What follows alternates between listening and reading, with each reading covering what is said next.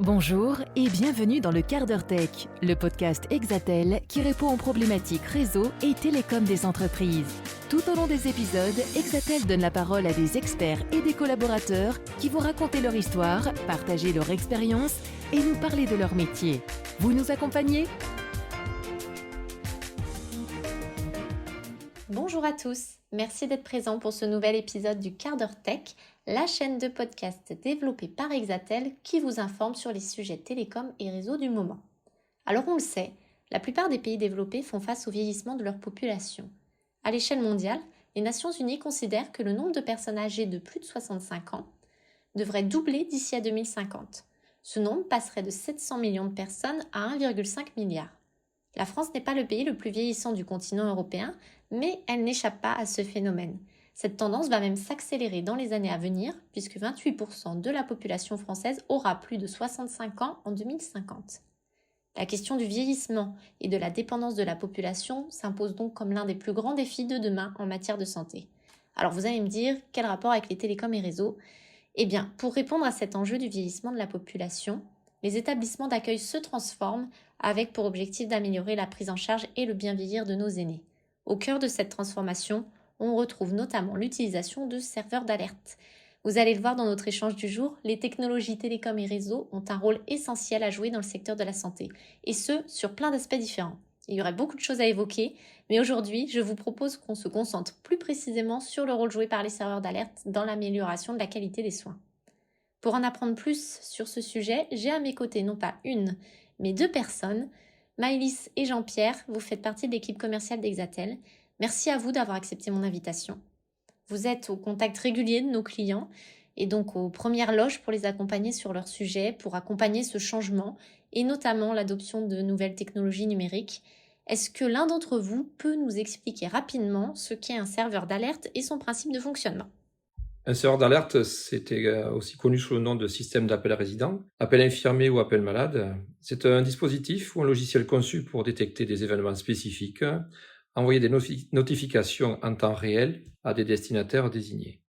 Donc on retrouve différentes fonctions sur le serveur d'alerte, telles que la détection de l'événement. Alors c'est quoi la détection de l'événement ? C'est la surveillance continue de paramètres ou d'événements prédéfinis.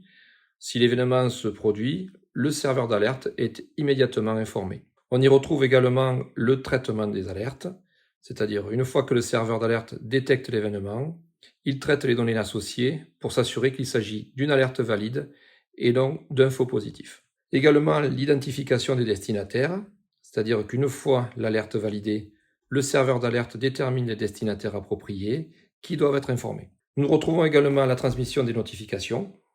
Donc le serveur d'alerte envoie ensuite des notifications en temps réel aux destinataires désignés. Ces notifications peuvent être envoyées par divers moyens tels que des SMS, des mails, des appels téléphoniques automatisés, des notifications mobiles ou des alertes sur des tableaux de bord en ligne. Important aussi la confirmation de réception, que certains systèmes d'alerte peuvent inclure des mécanismes de confirmation de réception.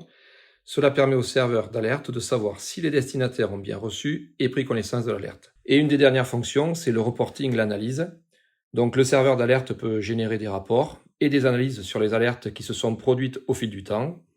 Cela peut aider les organisations à identifier donc des tendances, à améliorer leur activité et à prendre des mesures bien sûr préventives pour éviter de futurs incidents. D'accord, donc maintenant qu'on a compris un peu le fonctionnement, le déroulé entre la détection de l'alerte jusqu'à son traitement, sa communication et son reporting, est-ce que l'un de vous pourrait m'expliquer dans quel but ces dispositifs sont installés dans les établissements lorsque vous avez visité vos clients et vos partenaires ? Alors les usages sont variés.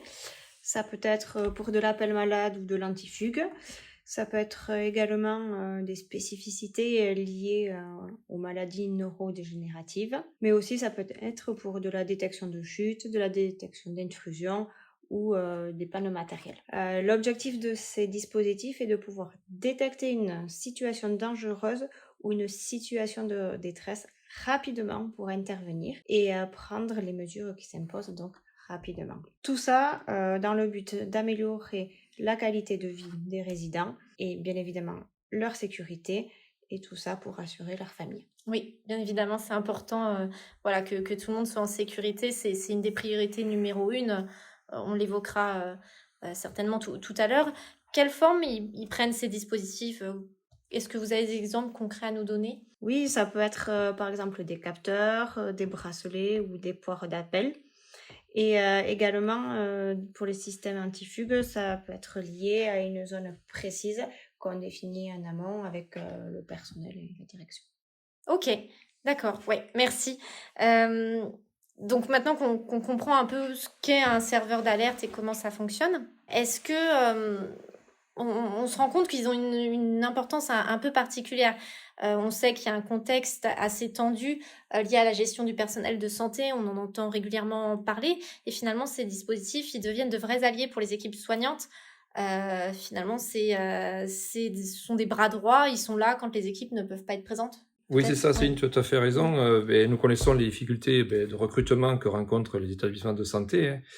La gestion du personnel sont des enjeux exprimés par de bon nombre d'interlocuteurs que nous rencontrons sur le terrain. Et les serveurs d'alerte sont en quelque sorte les yeux supplémentaires pour les équipes qui ne peuvent pas avoir une surveillance tous les instants pour chacun des résidents. Donc ces serveurs d'alerte soutiennent les personnels de santé de différentes façons, en améliorant la réactivité dans un premier temps. Donc les dispositifs d'alerte permettent aux équipes soignantes de recevoir des notifications en temps réel lorsqu'une situation critique ou d'urgence survient.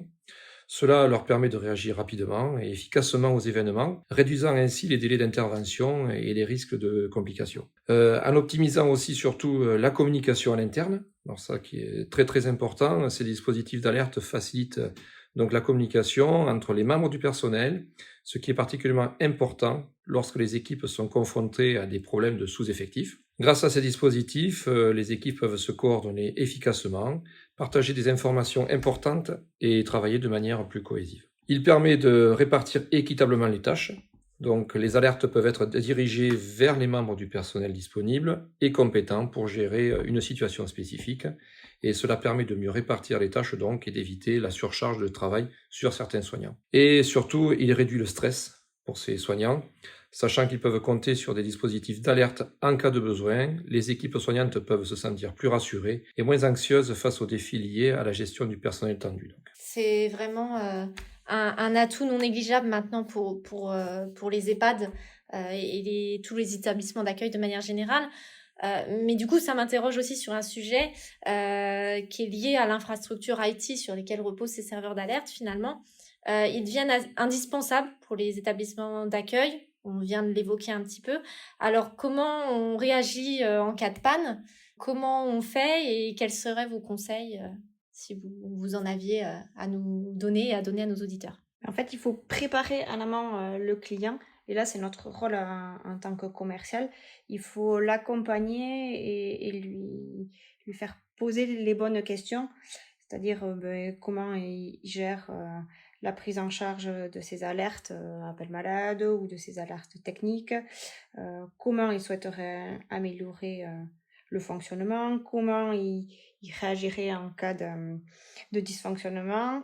En amont, on leur conseille d'établir un PSE, un plan de sécurisation de l'établissement, où dedans, on inclut les mesures spécifiques à prendre au moment de la panne du serveur.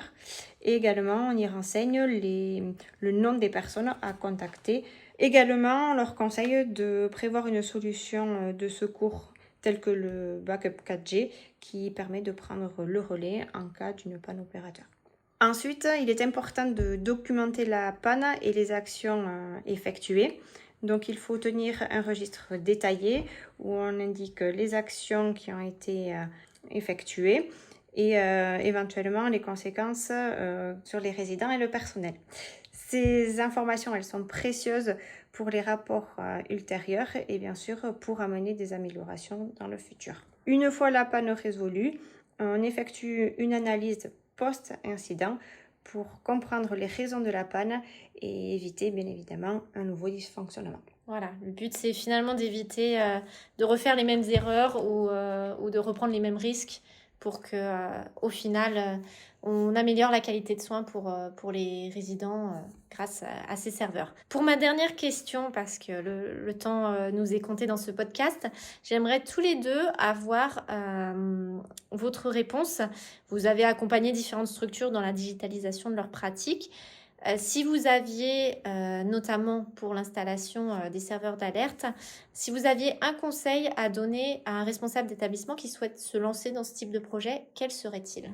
Avant tout démarche, je pense que ce serait important qu'il se rapproche d'un cabinet de conseil spécialisé ou un bureau d'études qui est vraiment spécialisé dans le métier de la sécurité et du résident, afin d'établir un cahier des charges correspondant aux attentes de l'établissement. Je pense que c'est important de ne pas être jugé parti lorsqu'aujourd'hui on adresse un établissement de santé, et le cabinet de conseil permettrait justement de pouvoir diriger vers les bonnes actions et les bonnes démarches administratives et fonctionnelles pour pouvoir mettre en place ces solutions aujourd'hui adaptées.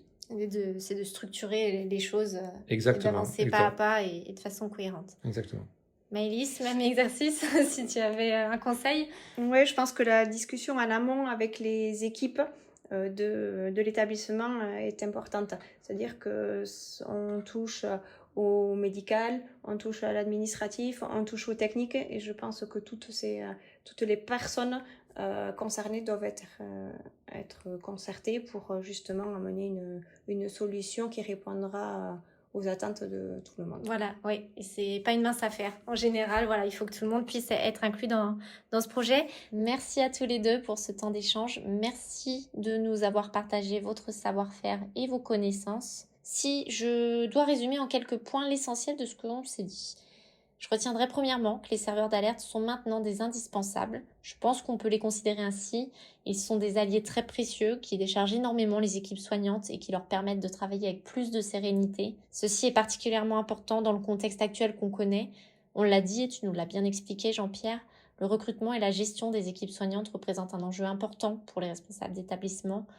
Il est essentiel de mettre à disposition de ces soignants des moyens qui leur permettent d'agir et de travailler dans de bonnes conditions.